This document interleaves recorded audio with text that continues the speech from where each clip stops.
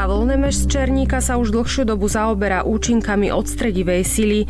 Jej využitie ho zaujalo natoľko, že svoje skúmanie aplikoval aj do praxe. Zo strany fyzikov sa však stretáva s nepochopením.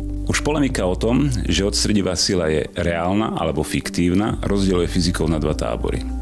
Jedna časť tvrdí, že odstredivá sila je reálna, ale nedá sa využívať na produkovanie výkonu, pretože pôsobí kolmo na svoj pohyb a teda nemôže vykonávať prácu.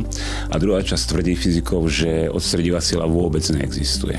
Čo vám teraz napíšem, vás možno prekvapí, ale odstredivá sila je fiktívna a neexistuje. Striktne vzaté existuje len dostredivá sila, ktorú vytvára natiahnuté lanko, na ktorom visí guľa. Odstredivá sila je fiktívna, zotrvačná sila, ktorá nemá reálny základ. Reálna dostredivá sila je kolmá na trajektóriu rovnomerne rotujúceho bodu a teda nemôže konať prácu.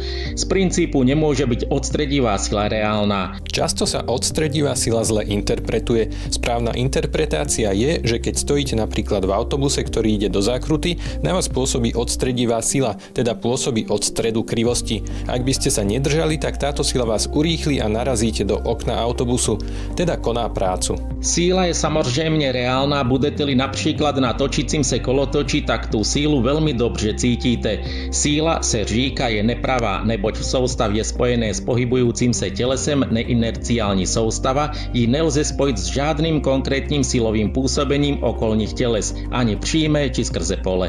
Odstredivá sila patrí medzi zdanlivé sily, tým sa myslí, že pôvodom sily nie je nejaké skutočné fyzikálne pole. Napriek týmto skutočnostiam sa pán Nemeš rozhodol zostrojiť zariadenie, ktoré podľa jeho slov využíva práve účinky odstredivej sily, čím sa snažil dokázať jej reálnosť. Zostrojili sme čerpadlo, ktoré využíva účinky odstredivej sily. A tieto účinky by mali slúžiť na to, aby nasávalo a vytláčalo kvapalinu a teda vytváralo výkon. A pri tomto zariadení sme teda merali jeho spotrebu energie, ktorú potrebuje na túto prácu. A výsledok prekvapil aj nás, pretože nielenže energia pri zaťažení nestúpala, ale dokonca klesala. Keď sme to chceli komunikovať s niektorými fyzikmi, tak nám povedali, že jednoducho máme zlé meracie zariadenia, nevieme to merať a proste to tak nemôže fungovať. Na základe tejto odozvy sme si nechali to naše zariadenie premerať meteorologickým ústavom v Bratislave. Merania vlastne dokázali, že odstredivá sila je reálna, čo teda fyzici absolútne nechcú uznávať. Dokonca aj odborníci, priamo ktorí merali z Nitrianskej univerzity, sa nakoniec vyjadrili, že oni sa k tomu nevedia vyjadriť, pretože oni nie sú fyzici a nevedia povedať, prečo zariadenie správa tak, ako sa správa. Na grafe vidíme porovnanie výkonu bežne používaného čerpadla, červená čiara, a vibračného čerpadla využívajúceho účinky odstredivej sily, modrá čiara. Primárny pohyb je rotácia, ktorá vyvoláva sekundárny pohyb, teda kmitanie, a až tento sekundárny pohyb je využívaný na produkciu výkonu, v tomto prípade prečerpávanie kvapaliny. Zatiaľ, čo pri zvyšujúcom sa výkone spotreba bežne používaného čerpadla stúpa, paradoxne pri vibračnom čerpadle využívajúcom účinky odstredivej sily, zvyšovanie výkonu spôsobuje pokles spotreby energie.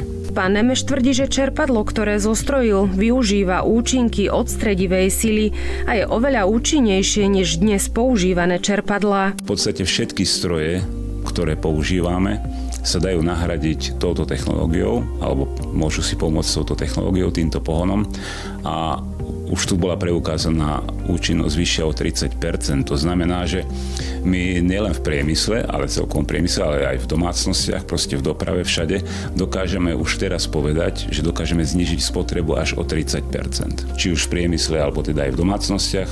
A to znamená, že dokážeme o toľko percent aj znižiť produkciu emisí, ktoré majú vplyv na klimatické zmeny, na oteplovanie globálne a tak ďalej. Cieľom pána Nemeša aj naďalej zostáva dostať túto technológiu do praxe. Chceme tú akademickú verejnosť osloviť a v podstate, keď sa podarí nás ich presvedčiť, na základe faktov a meraní, že tá odstredivá sila je reálna, tak v podstate sa to spustí samé, pretože začnú sa o to zaujímať potom už naozaj všetky firmy a aj vedecké inštitúcie a budú ďalej vyvíjať túto technológiu, pretože 30% to je prototyp a ďalším vývojom je možné znížiť ešte viacej a zase v desiatkách percent tú spotrebu energie, čo je teda naozaj to, čo v podstate celý svet teraz hľadá.